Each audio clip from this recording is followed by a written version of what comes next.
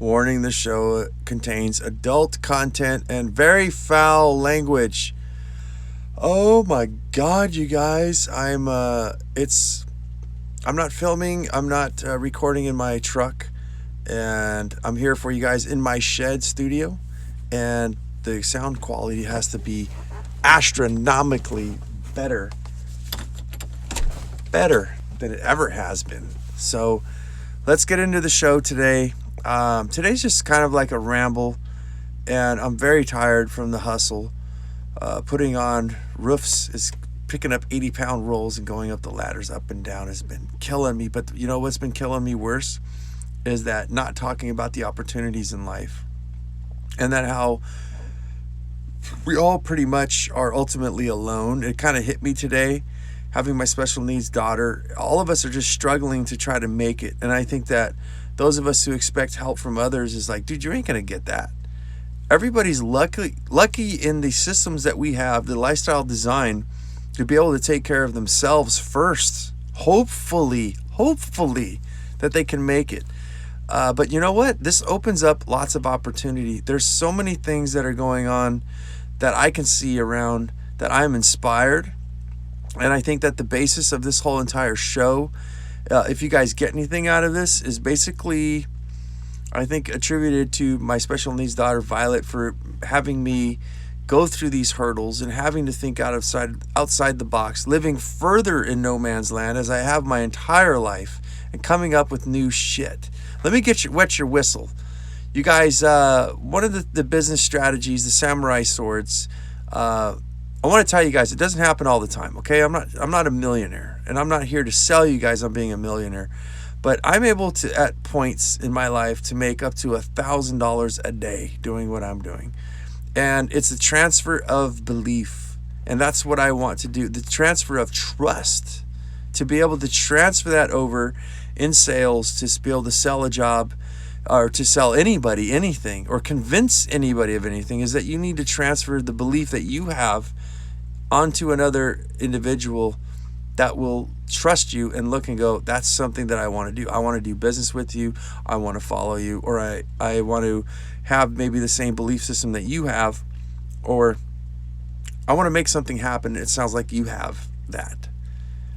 And the way that I do that in my business is that in construction is that forget about the Better Business Bureau, forget about Yelp, forget about any of these people who are supposed to like review you or be your reference or your referral system. Refer yourself. And I did this on Instagram, I believe tonight, was what I do is I take a piece of paper and I write down, just like the Better Business Bureau or Yelp would do, like a 5-star rating. What do you think that we could have done better? Would you recommend us to somebody? Would you actually allow us for future clients to call you up to maybe 1 or 2 or 3, or we can call you ourselves, not give your phone number out, and if you're available, you can give us a live reference at that point in time. And the secret to this, the secret sauce is, you may be looking at the kicker, is that when you show up to somebody's house and you're trying to transfer the belief onto them that you're able to do a competent, good job, and a very good job, is that I tell them, I'm expecting you to fill out this form when I'm done with your job, like this, and I'll pull out like 15 of them, a bunch of papers of clients. It has their inked signature on it and a date. And that's what I tell them. The last job I just did was in your town, done by a so-and-so who lives in the northern region of this, and they would gladly give you a referral if I call them on the phone, and to see if we can get them on the phone right now. So you see where I'm going with this? It's all free. It's just a little bit of elbow grease. It's thinking outside the box to try to make our lives easier, and to try to not reinvent, but invent, I would say, a better way than the systems that we're living in right now. And that's just one example. If you like that sort of thing, I think you should stick around and listen to the podcast, because this is my life. My life. This stuff, this system that we live in, the things that we have to do to go through, kills me. I do not like doing the things that I used to do. I don't like doing some of the things that I do right now. As I promised you guys, I want to give you guys the good, the bad, and the ugly. I don't want to just talk about how fucking great everything is. Did I mention that there's adult content? Hopefully I did. Dang it. Uh, it's late, guys. As I said, I'm tired. I look like shit. Those of you guys who are watching this, I do post the podcasts on YouTube, and that way you can see my ugly, sorry-ass, double-bagged eyes. 4 or 5 hours of sleep really gets you down, but I am up and I am inspired because we've got so much going on. We have so much to talk about. And yeah, let's get into the show.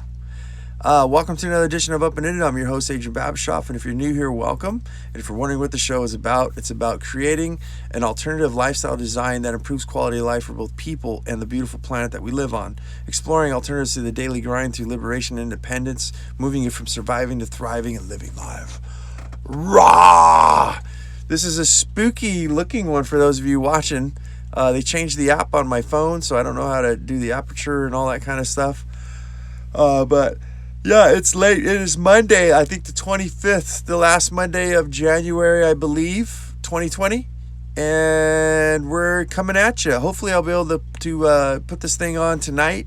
That way you guys got something to listen to tomorrow on Tuesday. But yeah, let's get into the discussion. I really, really wonder if we are applying our energy and our ideas, our things. We are investing our time in the wrong things. God, I see so many people putting emphasis and focus on so many things that are insignificant. I say this a lot on the show, and I really think that it bears repeating, is our relationship with money. I have friends who are living in vans, van dwellers, rubber tramps, whatever you want to call them. A lot of people who are angry with the system.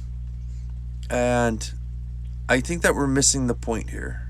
We're putting all of our emphasis on what is going wrong, when I think that we should take a look at the system in and of itself, to watch the way it moves, as I said in my other podcast.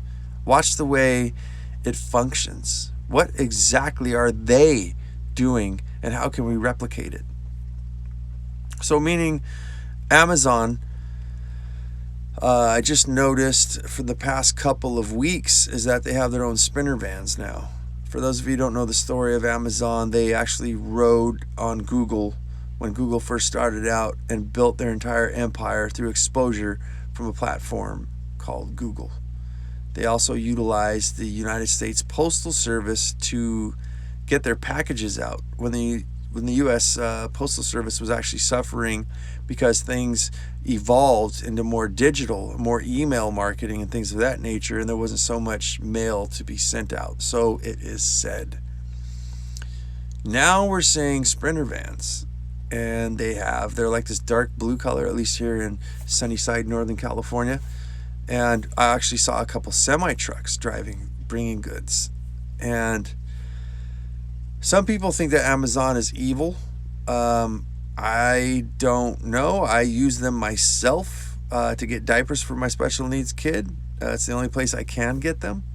But it's delivered right to my front door. And I think that they've revolutionized things. And I think that they're actually a very wonderful company. I know that there's probably stuff out there. You should educate me because I don't watch the news, guys. I'm a fucking dummy. I work my ass off. I spend more emphasis, as I said, looking for solutions than the problems. But from what I can tell, is that Jeff Bezos, whatever the fuck his name is, I don't even know if that's the right guy on there. I think that's some genius marketing. That's some genius use of a system that's already in place. I speak of Mark Shepard of New Forest Farms. I just want to mention his name like over and over and over again so I can get him on the podcast. He's one of my heroes, though. And that's one of the things he said, which pissed off the permaculture community. For those of you who don't know what permaculture is, farming with nature, healing the planet by like farming and gardening and everything, where everything's in an eco-friendly way. It's in a symbiotic relationship. And yeah, it's a wonderful fucking thing. but I think there's always room for improvement. And what Mr. Mark Shepard was saying is that a lot of people in permaculture aren't making money because they keep trying to reinvent the wheel. He said there's already a food production system to explain that in place. Semi-trucks are ready to come. If you have a product, they will buy it. They just need some product. So create your organic product, however it is that you're doing, and they will come. But they want to see giant majorities of stuff that you have. And very, very interesting that they're organic Valley Farms, I think, and they're selling organic milk and all kinds of produce and stuff all over the United States. Safeway, Albertsons, Vons, all those places there. So I think Mr. Mark Shepard kind of utilizes the Amazon approach to actually doing good for the planet. I think that a lot of people are exposed, as I said, they're investing their time into social media, news, and things of that nature. And I think that you're possibly missing out on things like what Mr. Mark Shepard's doing. And I think you're missing out on things like what Willie Smiths is doing, to drop a few names. There's some awesome stuff out there where people are actually utilizing technology, utilizing the things that are already in place to try to make something good. Me with my biodegradable container gardening system, which I think I'm going to name Violet's Farms after my special needs daughter. And we're utilizing other people's properties. We don't own property. We own the soil. I did a podcast on this. We don't need to pay the property taxes and things of this nature. There's people who are more than happy for me to give them baskets of fresh fruits and vegetables and please grow on my property. We started going on Facebook and advertising. Well, I say we, it's me and my daughter. I consider us a team, but because she's not to go too far off the subject, but if this show helps you and the information that I'm giving you guys, it's all due to my daughter. She's pushing me in ways that I can't even articulate to you guys. Like, we've been dancing around the circles. We've been trying every single thing that we can. We've been, like people say, you got to pivot. We don't know what it is to not pivot. We are like, we're going out there, but we've had people on the spin farm. For those of you who don't know what spin farming is, that basically means you utilize somebody else's property to farm, to like garden or farm, and in exchange you pay the water bill, or you rent it, or you give them food. You give some sort of barter, equal for value exchange, and that's what we're doing. Is just we'll pay the water bill of all the water that we're actually using, not your whole entire house water bill, but we'll also give you fresh produce, some of the best tasting foods on the planet, for the exchange of utilizing your land. And we have people asking us, please pick us, please pick me, pick my farm, pick my yard, because they know what's coming. I'm hoping that this whole biodegradable container gardening thing is just, it's going to go like a rocket. It's going to go spread and explode yummy goodness everywhere. So thinking outside the box, investing your time in the right type of things. Whether you're a 9-to-5er, an entrepreneur, there's like so much, as the example that I gave you guys in the beginning of the show, there's so many ways to look at things. And I think that we're all stuck in like this mode of operational thinking, of compartmentalism. And I don't know if we've been trained through our parents, trained through society, trained through public education. I think on the notion of public education, I do like to bash public education. You see, I dropped out of school in 7th grade, and I actually made a 6-figure income in 2016. Had nothing to do from anything that I learned from school. I was a horrible fucking student. I did not pay attention at things. And I'm sure there's a lot of you who say, well, I am a millionaire and I learned it from college and all the things. Well, good for you. But there's, you know what? There's a lot of people out there that don't go to college. I have a couple of friends who drive Ferraris and do stuff, and they, same thing, never graduated high school.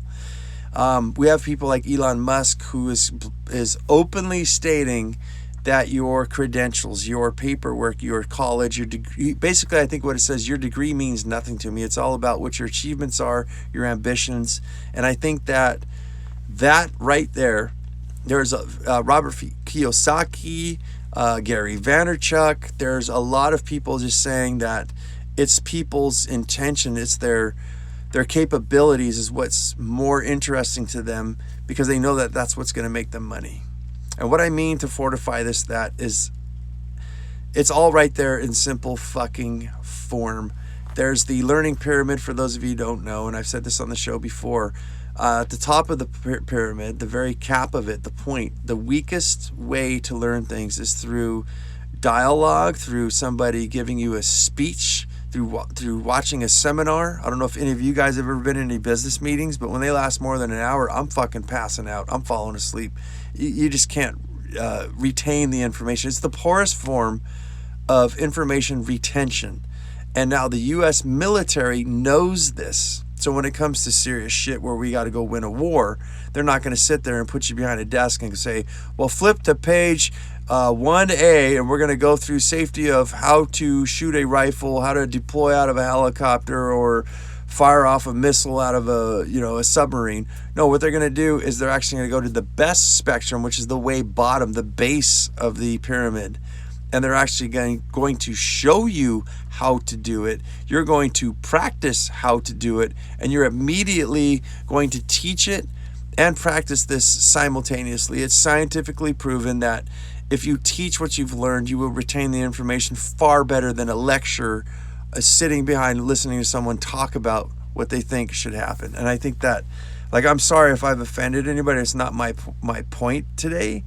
But I think that it's time that we wake up to some realities. I think that we look at something like this, like if you want to make money, if you want to succeed, if you want to win a war, you want to grow a garden, you want to live in harmony with nature and everything, book smart is good.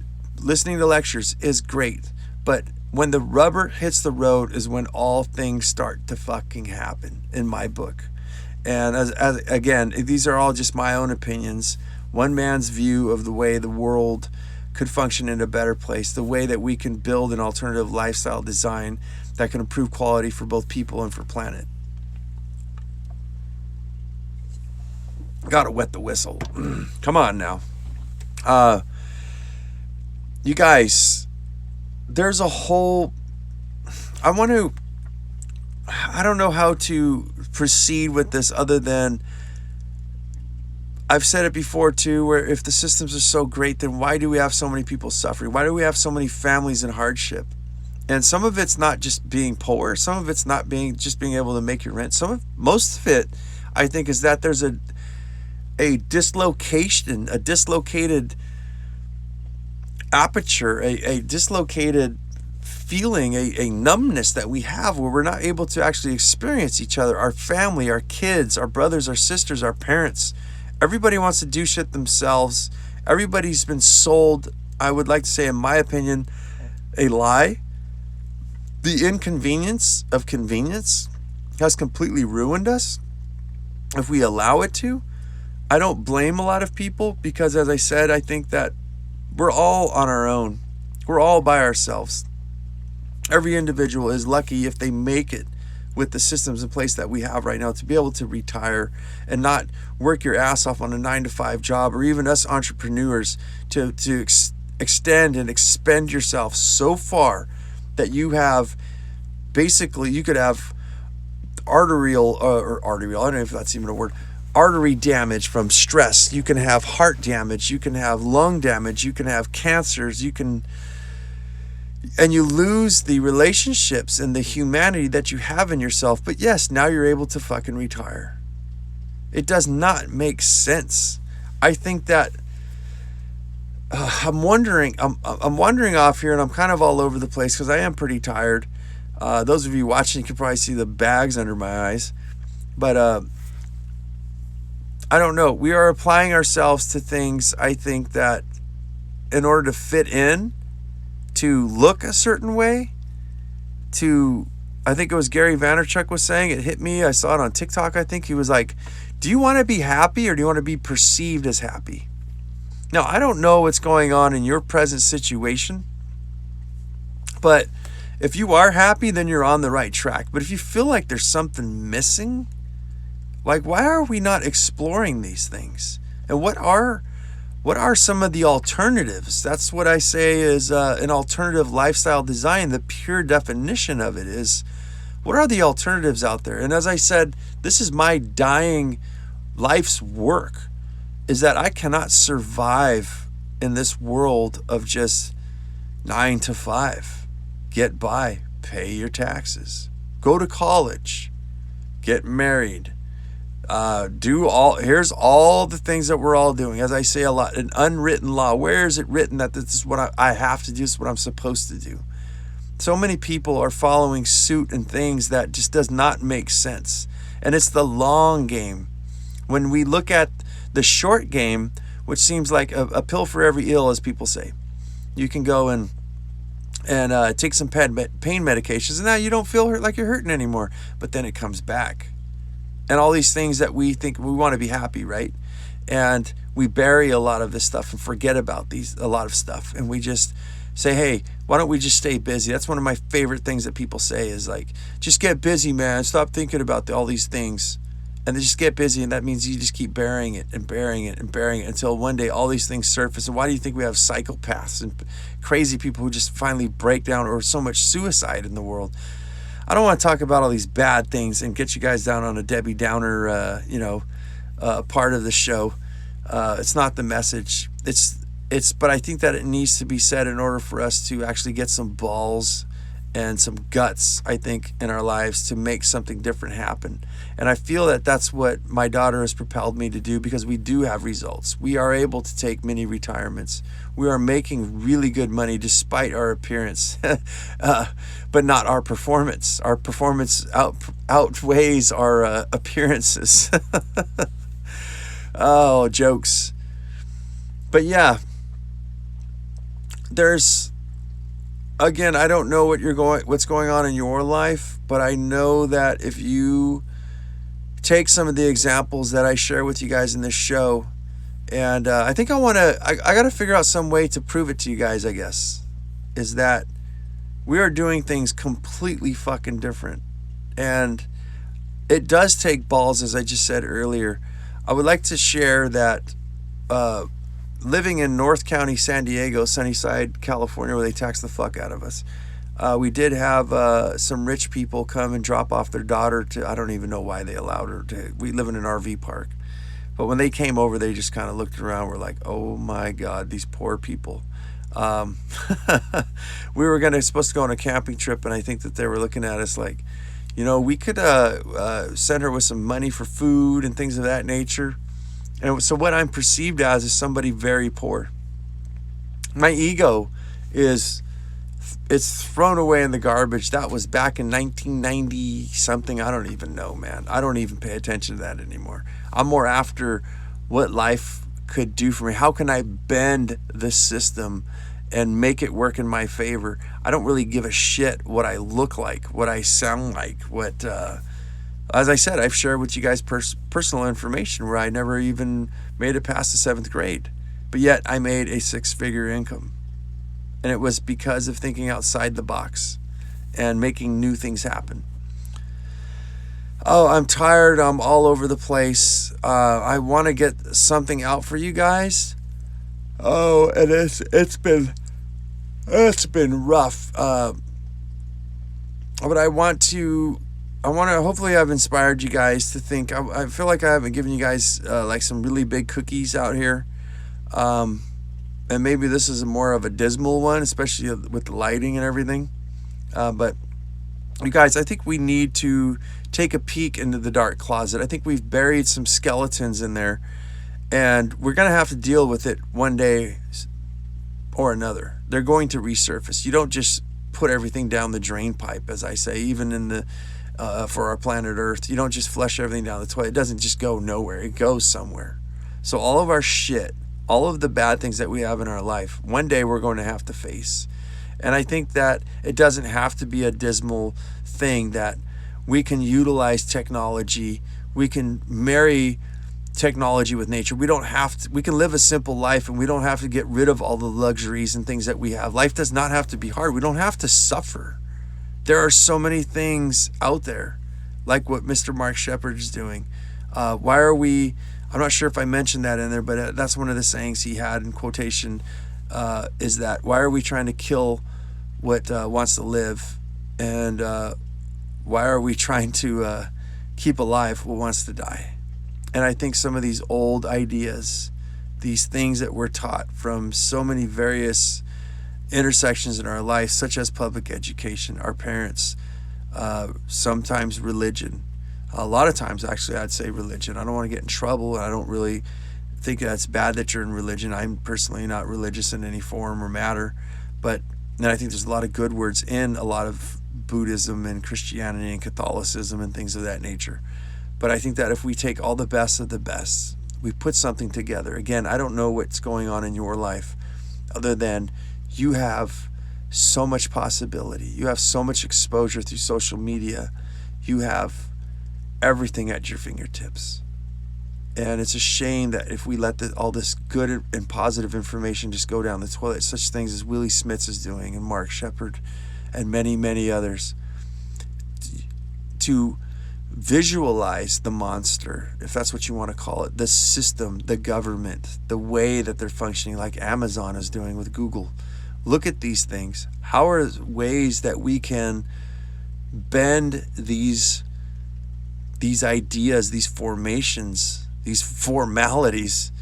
How can we take these things and use them to our advantage? How could we transfer the belief of value for value exchange to others, to give value to them and get value in return in a way that is not harmful, in a way that we're not hurting each other? I think that we have a very far way to go, a very long way to go, but I think that we are learning. I know I definitely am myself. And I think one of the things that is wrong, I equate it to this, is that the older and older you get, the smarter and smarter you should get. And life should improve. The quality of life should be happening at a better rate every day, every week, every month, every year. If it isn't, then we're going backwards.